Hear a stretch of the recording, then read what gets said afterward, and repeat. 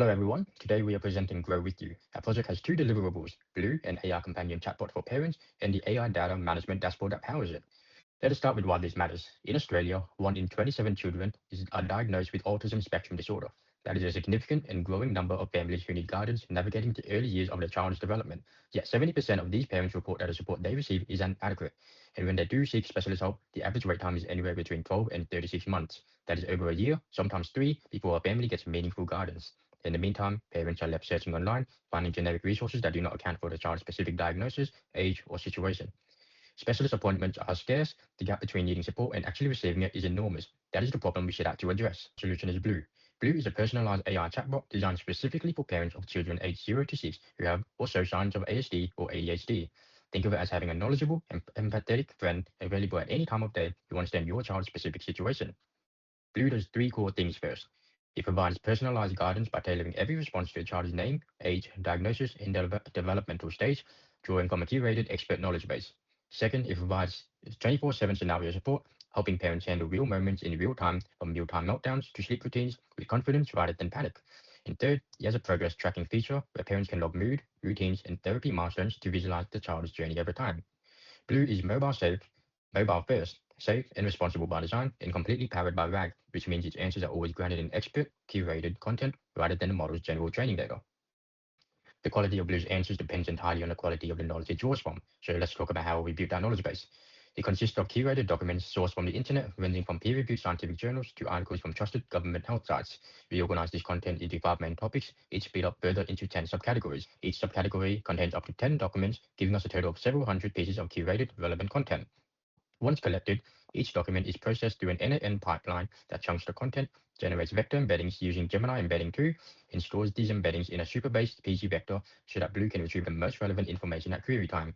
This is the Retrieval Augmented Generation approach, or RAG, which ensures that Blue's response are grounded in real expert content rather than hallucinated from a general model. So before we dive into the Blue app itself, I'll walk you through the infrastructure that powers it. So the AI data management dashboard. So this is a platform that we built from scratch to solve a problem that's often overlooked in AI projects. Like how do you actually manage and maintain the knowledge your AI pulls from? And rather than hard coding documents or manually updating a database, we built a dedicated system for it. And let me show you what it does.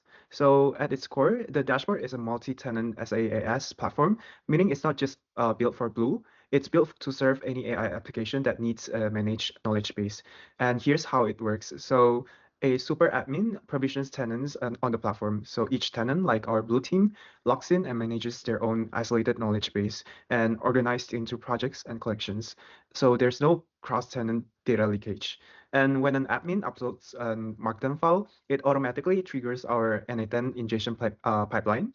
And then the document gets chunked, embedded using Gemini Embedding 2, and stored in Superbase PG Vector.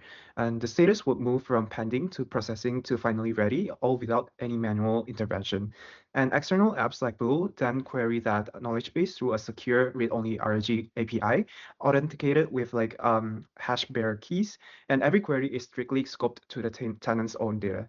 So the tech stack behind this is Firebase for login, and then Firestore and Firebase storage for document management, and then for the ingestion pipeline, Superbase PG Factor for vector storage, Light LLM proxy, and Gemini Embedding 2. And what makes this meaningful is decoupling. So the knowledge management is completely separate from the AI application. Uh, our Blue application is just the first app to plug in, but any team could connect their own app to this platform via the API. And we built this AI data management dashboard for scale from day one. So here's what the dashboard looks like in practice. On the login screen, tenant admins sign in using their email and password. Importantly, there is no self-sign-up. All accounts are provisioned by the superadmin, which means access is controlled and auditable from the start. And once logged in, admins can see their projects view. For our Blue tenant, there is one active project in RAG mode created on the 18th of May 2026. And from here, admins can drill down into their knowledge base to manage collections and documents.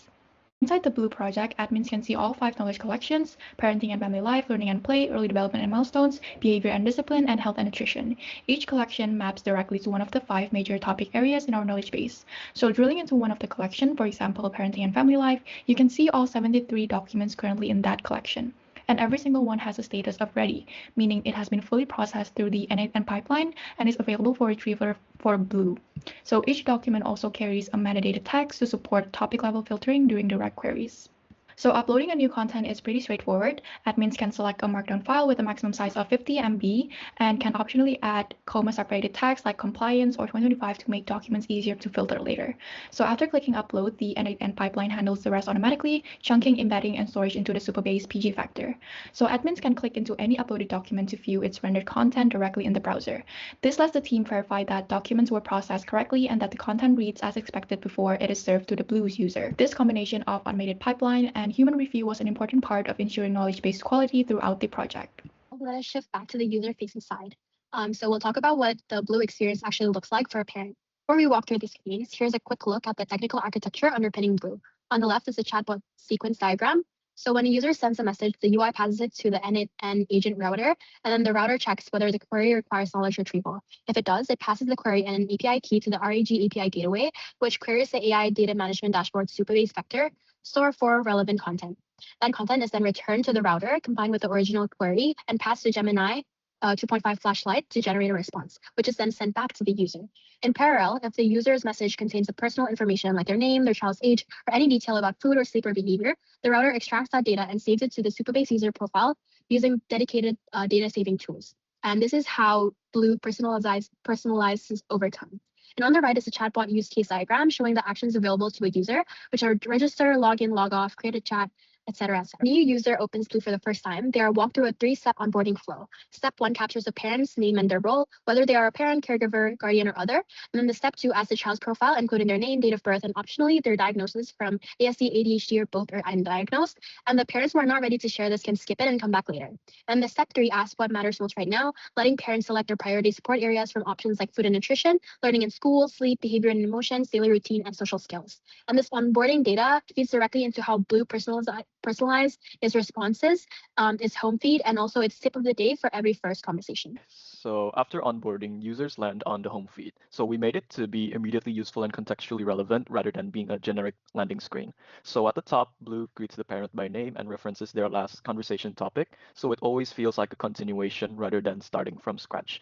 And then below that, content categories like food and nutrition, snack ideas, and bedtime tips are dynamically driven by the child's profile.